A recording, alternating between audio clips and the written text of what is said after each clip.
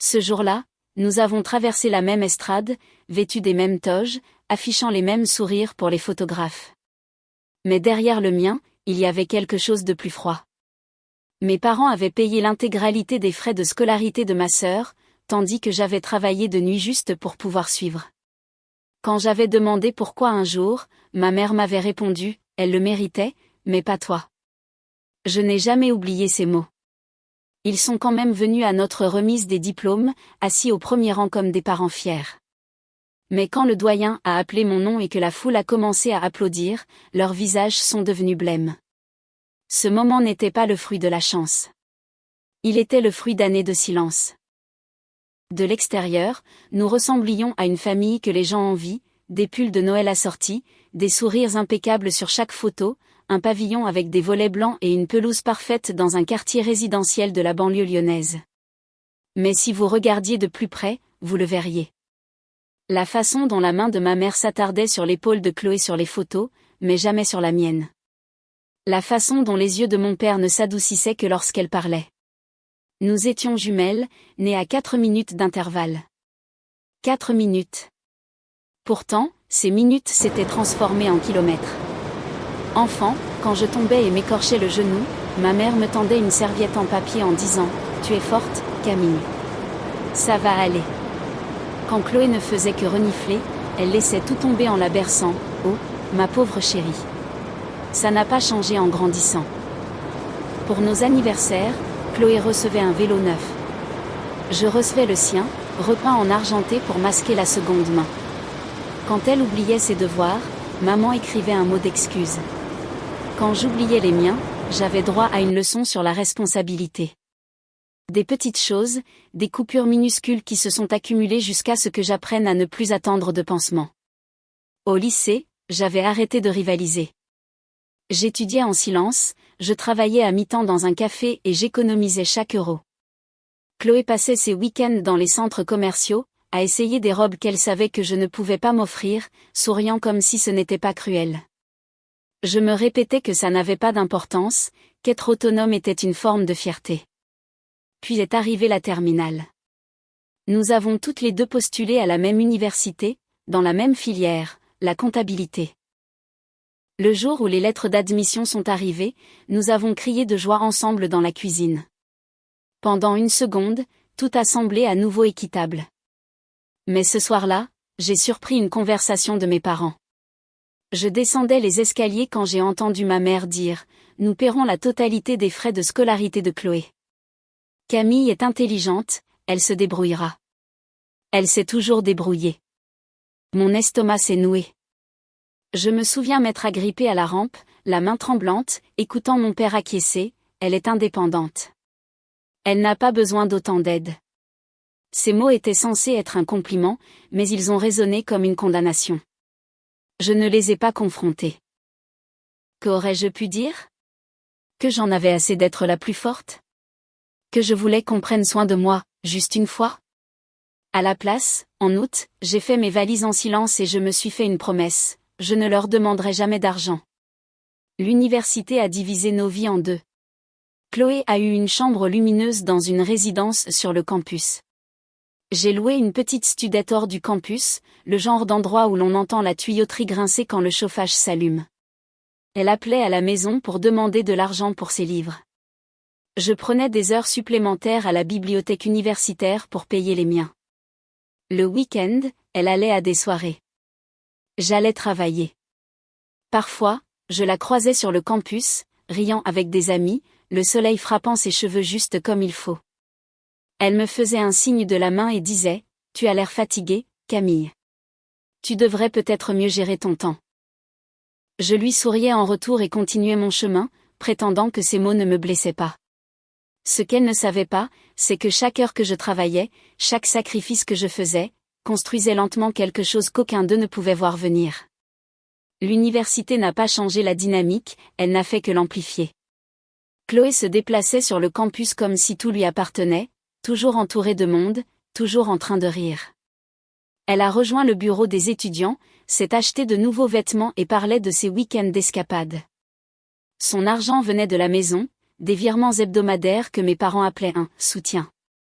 Mon soutien venait de mon travail de nuit à la bibliothèque. Je rangeais des livres jusqu'à minuit, les mains gercées par les produits de nettoyage, les yeux brûlants à force d'étudier ensuite. Quand les autres étudiants dormaient, je tapais mes dissertations sous la lumière des néons qui bourdonnaient trop fort. Chaque matin, je passais devant la résidence de Chloé en allant au travail. Sa fenêtre était souvent allumée, de la musique s'en échappait, le son de filles chantant des chansons sur la liberté. Je me demandais si elle pensait parfois à moi, un peu plus loin dans la rue, en train de compter chaque euro. Nous nous voyions parfois au restaurant universitaire. Elle s'asseyait en face de moi, un peu trop apprêtée, un peu trop à l'aise. « Tu as l'air épuisé », m'a-t-elle dit un jour en penchant la tête. « Tu devrais mieux gérer ton temps au lieu de courir partout. » Elle pensait bien faire, ou du moins elle le croyait. J'ai juste souri. « Tu as peut-être raison », ai-je dit, et j'ai fini mon café en silence. Le point de rupture est arrivé quelques mois plus tard. Les dates limites de paiement des frais de scolarité approchaient et j'étais à court d'argent. J'ai appelé à la maison, non pas pour demander de l'argent, mais pour voir s'ils pouvaient m'aider d'une manière ou d'une autre, même avec un prêt que je rembourserais. Ma mère a répondu. J'entendais la télévision en arrière-plan, le son de rire. Maman, ai-je commencé prudemment. Je me demandais si papa et toi pourriez peut-être m'aider à couvrir une partie des frais de ce semestre. Juste un peu. Je vous rembourserai. Il y eut une pause, assez longue pour que ma gorge se serre. Puis sa voix, calme et ferme, « Camille, nous avons déjà payé pour Chloé. Elle le méritait. Mais pas toi. » Pendant un instant, tout est devenu silencieux. La télé, mes pensées, même les battements de mon cœur. Je suis resté là, serrant le téléphone si fort que mes jointures blanchissaient. Je ne le méritais pas, ai-je répété, plus pour moi-même que pour elle. Tu es forte, a-t-elle continué, comme si elle expliquait quelque chose d'évident. Tu te débrouilleras. Tu t'es toujours débrouillée. Et puis la communication a été coupée. J'ai fixé mon reflet dans la fenêtre de ma chambre. La fille qui me regardait ne pleurait pas. Ses yeux étaient secs, mais quelque chose derrière eux avait changé, comme une porte qui se ferme doucement. J'ai pensé à toutes les nuits passées à travailler, aux moments d'enfance que j'avais dû ravaler, à la facilité avec laquelle ils m'avaient effacé de leur fierté. Cette phrase ne m'a pas détruite, elle m'a construite. Ce soir-là, je suis allée à la bibliothèque plus tôt. J'ai organisé les étagères, nettoyé les tables et fait une promesse silencieuse. S'ils croyaient que je ne méritais pas leur aide, très bien. Je leur prouverai que je n'en avais pas besoin. Je ferai en sorte qu'ils se souviennent de mon nom d'une manière qu'ils ne pourraient pas ignorer. Au lever du jour, quand les premiers étudiants sont arrivés, j'avais déjà tout planifié, les bourses, les stages, toutes les portes auxquelles je pouvais frapper. J'avais fini d'attendre leur approbation. J'allais gagner quelque chose dont ils ne pourraient jamais s'attribuer le mérite. J'ai commencé à arriver avant le lever du soleil, quand la bibliothèque était encore fermée et que le monde était assez calme pour réfléchir. Ce silence est devenu mon allié. Je lisais des manuels d'analyse financière à la faible lueur de la lampe de poche de mon téléphone, mémorisant des graphiques et des formules jusqu'à ce qu'ils deviennent une seconde nature. L'épuisement n'était plus un obstacle, c'était devenu une sorte de rythme. C'est à cette époque que j'ai rencontré le professeur Lambert. Il enseignait un cours sur les normes financières internationales, une matière que la moitié des étudiants abandonnaient parce qu'elle était trop aride. Je suis restée. Un après-midi après le cours, il m'a arrêté dans le couloir. « Vous semblez bien comprendre ce sujet », a-t-il dit. « Vous avez étudié où avant ? » « Nulle part de spécial, ai-je répondu. « Je lis beaucoup, c'est tout. » Il a souri. « C'est rare. Je cherche un assistant, quelqu'un d'organisé, de fiable. » « Ça vous intéresse ? » J'ai failli dire non. Je travaillais déjà la nuit, je dormais à peine. Mais quelque chose en moi a murmuré, oui. Peut-être parce que pour la première fois, quelqu'un me voyait sans me comparer à Chloé. Travailler pour lui a tout changé. Il me traitait comme une collègue, pas comme une étudiante. Je l'aidais à corriger des interrogations, à créer des tableurs, j'ai même corrigé quelques-unes de ses diapositives. Il l'a remarqué. Vous avez de la discipline, m'a-t-il dit un jour. Continuez comme ça. Ça paiera. Je ne réalisais pas à quel point ce serait littéral jusqu'à ce que l'email arrive. Objet, Bourse nationale d'excellence de la Fondation Colbert. Je l'ai ouvert, m'attendant à un spam, mais l'expéditeur était officiel, le sceau brillant dans le coin. Le message disait « Nous vous invitons à postuler formellement. La présélection de votre professeur a impressionné notre comité. » Mon cœur s'est arrêté. Le professeur Lambert avait dû envoyer mes travaux lui-même, sans me le dire, juste pour me donner une chance. Pendant une seconde, je suis restée à fixer l'écran, tremblante. Puis j'ai ri. Pas un rire bruyant. C'était un rire discret, fragile, presque incrédule. Après toutes ces années à être invisible, quelqu'un m'avait remarqué au point de parier sur moi. Je n'en ai pas parlé à mes parents. Je ne l'ai même pas dit à Chloé. J'avais appris que mes bonnes nouvelles étaient plus en sécurité dans le silence. Chaque soir après le travail, je rédigeais des lettres de motivation, peaufinais mon CV et suppliais l'imprimante de coopérer pendant que je préparais mon dossier de candidature. Le professeur Lambert a relu chaque ligne, m'indiquant où je pouvais affûter mes arguments. Certains soirs, le stress était intense. Je repensais à la voix de ma mère, elle le méritait. Mais pas toi. Ces mots résonnaient dans ma tête jusqu'à devenir un moteur. Quand les résultats sont arrivés 3 mois plus tard, je n'ai pas crié. Je me suis juste assise sur mon lit, la lettre tremblant entre mes mains. Félicitations, vous êtes l'une des 5 lauréates nationales. Je l'ai murmuré à voix haute. 1 fois, 2 fois. Puis j'ai expiré, lentement et régulièrement. J'avais réussi. Sans prêt, sans aide, sans raccourci. Plus tard dans la soirée, j'ai appelé à la maison, non par dépit, mais par habitude. Maman, ai-je dit, j'ai été sélectionnée pour une bourse nationale. C'est assez important. Sa réponse a été tiède. C'est bien, ma chérie. Chloé vient d'être invitée à la garden party de son professeur, alors elle est toute excitée aussi. Je me suis mordu la lèvre et j'ai hoché la tête, même si elle ne pouvait pas me voir. Oui, on réussit toutes les deux, alors. Quand l'appel s'est terminé, j'ai réalisé que quelque chose avait changé. Je ne me sentais plus insignifiante. Je n'étais pas en colère non plus, juste détachée. J'avais atteint le point où leur validation n'avait plus d'importance. J'ai accroché la lettre sur mon mur, juste au-dessus de mon bureau, non pas pour me vanter, mais pour me rappeler ce que le silence peut construire. La cérémonie de remise des prix avait lieu dans 2 semaines. Ils avaient demandé aux lauréats d'amener leur famille pour célébrer ensemble. J'ai hésité, puis je me suis dit, pourquoi pas? Il était peut-être temps qu'ils voient enfin à quoi ressemblait quelqu'un qui ne le méritait pas. La cérémonie a eu lieu un vendredi matin début mai, le genre de journée qui semble emprunter au printemps. Ciel clair, brise légère, tout prétendait être parfait. Je suis arrivée tôt, serrant l'invitation si fort que les bords se pliaient. La grande salle était immense, drapée de bannières bleues et dorées, l'air rempli du bourdonnement des conversations. J'ai trouvé ma place parmi les autres lauréats, tous avec des sourires nerveux et des chaussures neuves qui serraient un peu. Quand les portes se sont ouvertes pour les invités, je les ai vus. Mes parents sont entrés les premiers, les boucles d'oreilles en perles de ma mère scintillant sous la lumière. Mon père, le dos droit mais hésitant, balayait la foule du regard comme s'il cherchait un monde familier auquel se raccrocher. Et à côté d'eux, Chloé, coiffure parfaite, robe parfaite, tenant un appareil photo comme si elle s'apprêtait à immortaliser le triomphe de quelqu'un d'autre. Je ne leur avais pas dit de quel type de prix il s'agissait. J'avais juste dit que c'était une petite cérémonie à l'université. Une partie de moi voulait voir leur réaction quand ils réaliseraient. Une autre partie espérait encore quelque chose d'impossible, un éclair de fierté, peut-être. Nous avons échangé de petits signes de la main à travers la salle. Maman a articulé, « Tu es jolie ».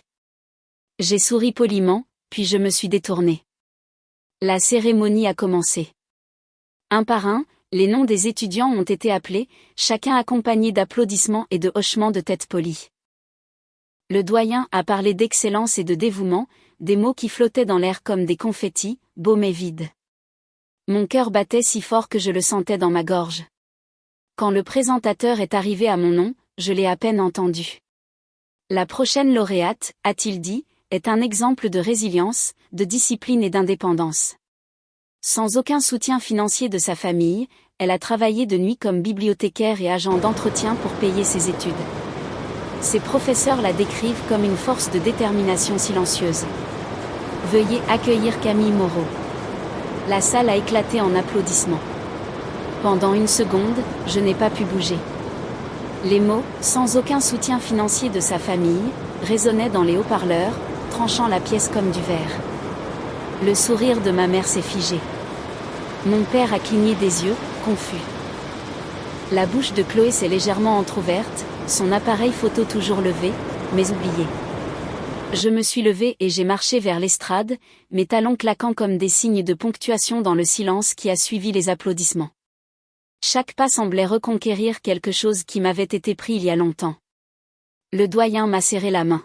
« Félicitations, mademoiselle Moreau », a-t-il dit.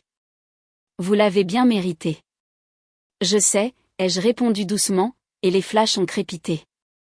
De la scène, je pouvais tout voir, les visages stupéfaits, les postures changeantes, la légère rougeur qui montait au cou de ma mère.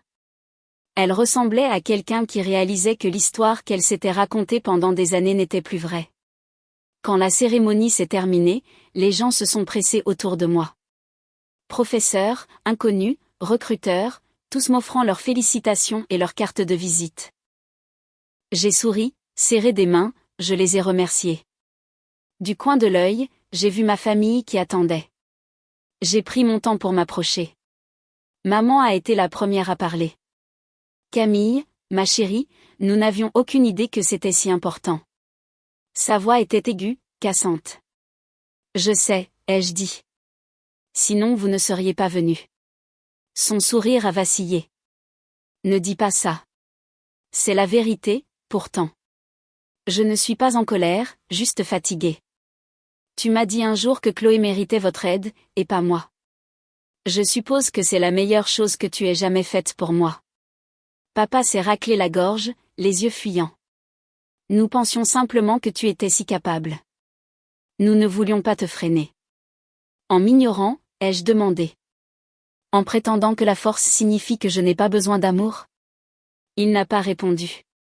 Chloé s'est agitée, mal à l'aise, serrant son sac. Finalement, elle a dit, « Camille, je ne savais pas. Je pensais que tu recevais de l'aide aussi. » J'ai croisé son regard. Tu ne t'es jamais demandé pourquoi je cumulais 2 emplois pendant que tu étais à des soirées? Elle a baissé les yeux en murmurant, « Je ne voulais pas le voir. » Voilà. La vérité qu'aucun d'eux n'avait osé dire. J'ai pris une profonde inspiration. Vous n'avez pas à vous excuser. Je n'ai plus besoin de ça. Je voulais juste que vous sachiez que j'ai réussi. Sans vous.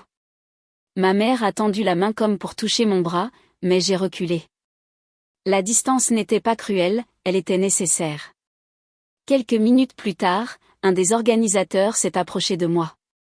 Mademoiselle Moreau, des représentants du cabinet d'audit Lefebvre et Associés aimeraient vous rencontrer. Ils sont à cette table près de la fenêtre. J'ai souri. Bien sûr. En me tournant pour partir, j'ai jeté un dernier regard à ma famille.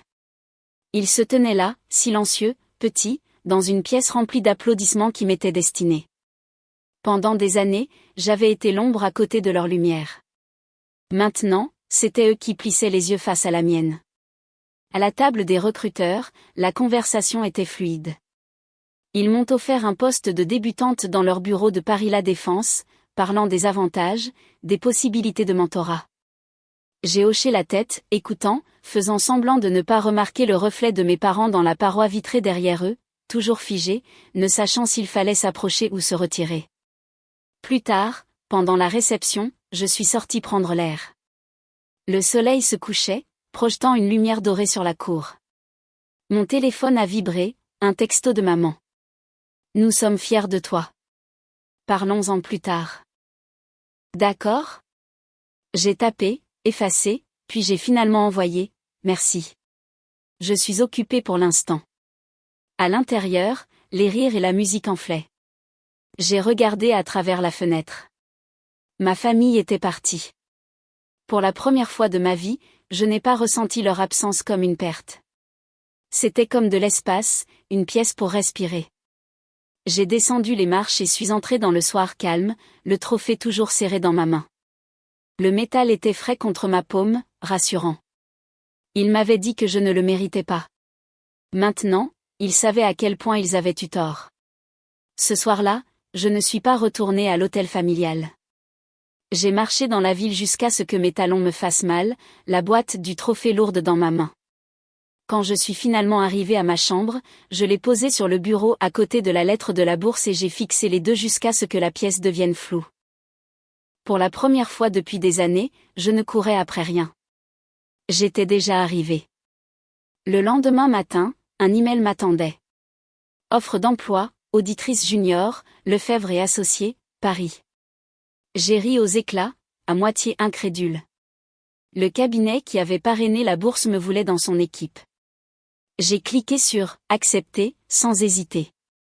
Plus tard dans la journée, mon téléphone a vibré. Encore maman. Rentre à la maison ce week-end. On fêtera ça correctement. J'ai tapé pendant un long moment, puis j'ai tout effacé sauf une phrase. Peut-être une autre fois. J'ai des cartons à faire.